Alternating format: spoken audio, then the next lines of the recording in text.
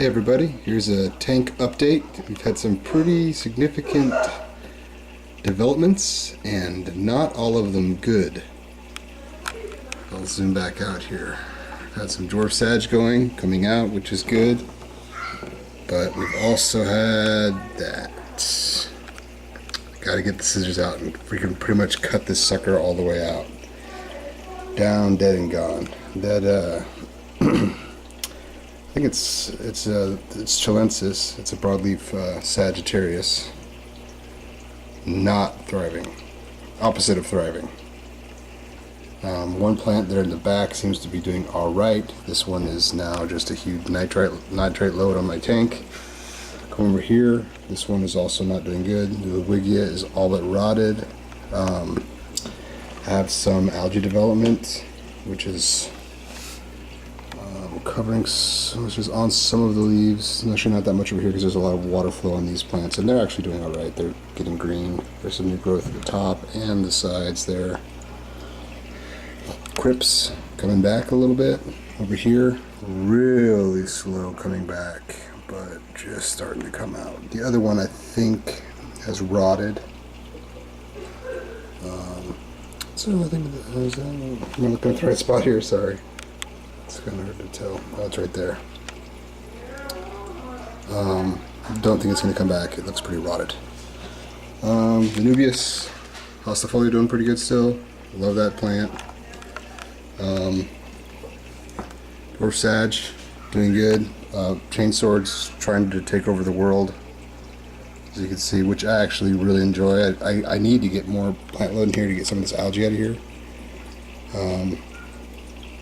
Microsword, geez, not looking good at all, and it's covered in algae. Yeah, look at this sucker, rotting back. So we've got some bright spots, some not bright spots. I did notice that when I unhooked my Ludwigia from the ground and let it float, that it actually stopped melting. So that was interesting, stopped rotting. So it might have something to do with the richness of my soil. There's one of them back there. 4 Bolivian rams. There's 2 of them back there chilling. It's hard to get it to focus on the suckers back in there. They're actually starting to color up pretty nice. They were looking ratty when I got it from the store. One of them's not still, I would classify as not thriving. Got these Serpe tetras, which they're fun, back and forth, and these bloodfin tetras.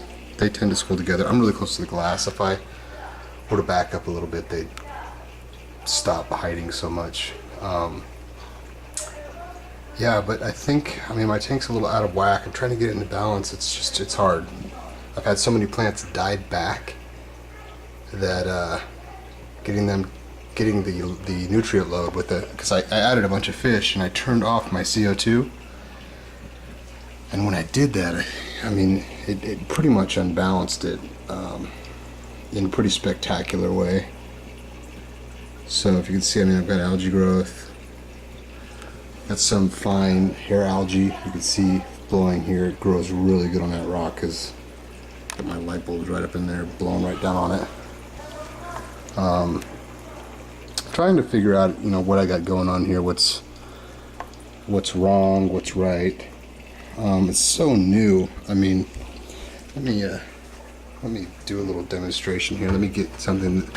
It's an ongoing problem I'm having. At least I think it's a big problem. If I get this net, bear with me 1 second while I clean this up. Excuse the clump.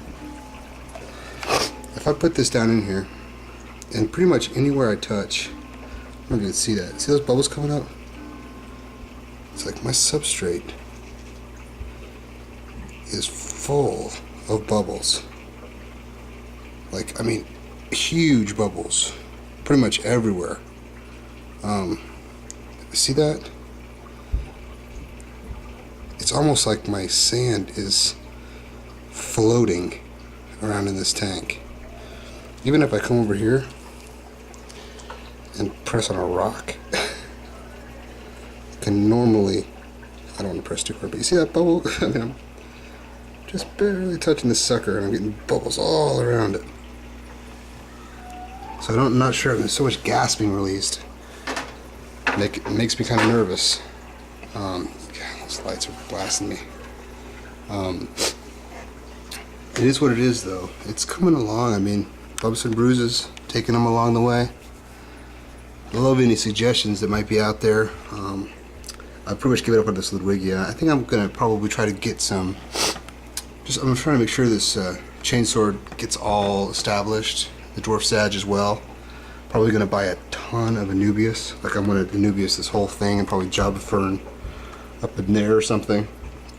I think I just need to go for the some of the more hardy plants just to get some balance established in this tank. And then once I get established, I can start playing with a little bit more of my my ferrets if I'm going to do that, or develop more of an ongoing survival plan. We're getting in right now. That's my wife on the intercom. Okay, well that's pretty much what I got going on right now. Any advice if anyone's ever been through this kind of a melt, and you know, it'd be great to know what you guys are up against, what I'm up against. I toast a little bit of iron, but really I think a lot of my problems are being caused by that excess amount of gas in the substrate. Any help would be appreciated. I'm going to keep posting updates as I can, and hopefully I'll be able to have some better news in a little while. Still enjoying it, though it's a little bit more of a challenge than I originally thought it was going to be.